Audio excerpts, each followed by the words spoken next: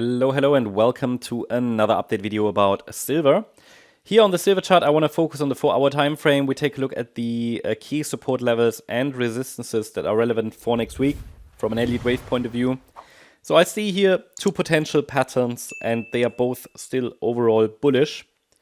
And there is one more aggressively bullish scenario, unchanged from previous updates, and the more bearish one, highlighted in yellow, which is also overall bullish, however, so it really depends on the next pullback, I'd say. We'll talk about that now. So first of all, we have to understand that the chart is moving in this in this price channel, which is typical for a diagonal structure, in which we likely are. And in this structure, the market is likely going to move higher over the coming, let's say, weeks, months overall. But obviously, we have to give it space. We have to give it room to breathe. And in that context, it's important to understand what the key support levels are. I've got an upper support area, which might be tested very soon, maybe in the next 2 weeks or so. It is located between $29.66 and $31.51. And this is between the 78.6 retracement and 38.2 retracement of the rally that started around the 19th of December, 20th of December. And it might have topped here locally recently, and I'm going to zoom in a minute and take a look at that. The lower support area is for a more substantial pullback in case the price cannot hold above $29.66. In that case, then, lower support will become relevant between $25.29 and $28.56. It's a larger support area relevant for a larger wave 4. In the orange count, which is more directly bullish, a wave 4 pullback finished in December. We're now in a wave 5, and the price can move up in a series of ABC patterns because we're in a larger diagonal. So it's A, B, C in wave A, then wave B, then wave C. And in this case, the price should hold above $29.66. Now, in a more, let's say, in a more bearish scenario, which is still overall bullish, this here is only a B wave rally currently in the yellow scenario, and the wave 4 is still unfolding. And the support area for that wave 4 is between $25.29 and $28.56. And here we have an initial dip in wave A B wave rally, and then we could move down in wave C. So it will be really the structure of this pullback that will tell us which one it is, because if it's the yellow count, we should see a 5-wave move and an impulsive looking decline.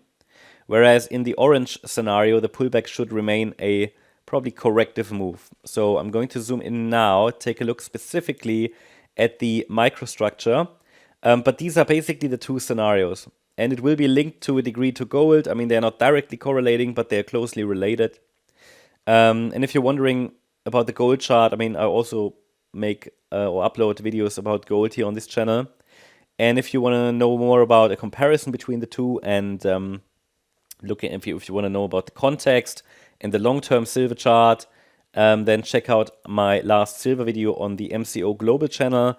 I'll link this channel in the description. And here I published a video about silver, sorry, apologies, a few days ago. Of course, still relevant because it's a long-term chart, and it gives you a really good idea of the overall context. So I'll link that video. You should see it on the screen somewhere. Check it out. It can help to understand the context. But most of you, I know, are just interested in the short term, which is fine as well. So looking at the shorter time frame here, current thesis would be that we're now at least moving in a B wave. I mean, this is all, it's not really shown much downside momentum yet. I also have to say this last move up looks a bit like a 5-wave move up. So I'm not convinced yet that really this B wave pullback has started, but this is currently the support area, okay? Doesn't mean it has to be tested at this stage, but if it is tested, this is an area where we're watching for support. I think we are quite close to the end of this rally. I mean local rally anyway. I mean, it's been going on since December. And if we track this as an ABC structure to the upside as I have, we need to understand it's difficult to distinguish between yellow and orange, because even in the orange count, the move up is a 3-wave move. So it's difficult to say whether it's the A wave in the orange, more bullish scenario, or whether it's the ABC structure in the yellow count. So it's going to be a bit tricky. We're also extended above the 161.8 extension. So it's a long C wave anyway, yeah. So a pullback is due, let's say it like that. And the levels should be clear. This would be further confirmed with a break below the Monday, the 17th of February low at $31.90. So I would pay attention to that. For now, it is possible that this here is simply a B wave bounce, and we're now starting the C wave down. But we only have 3 waves down from the last high. So should we get 5 waves down, then a corrective bounce, it would be even clearer, because this C wave down should also be a 5 wave move. There is some structural support also located in the region around $31.25. But overall, these are the patterns. There isn't much more detail we can extract here from the chart right now.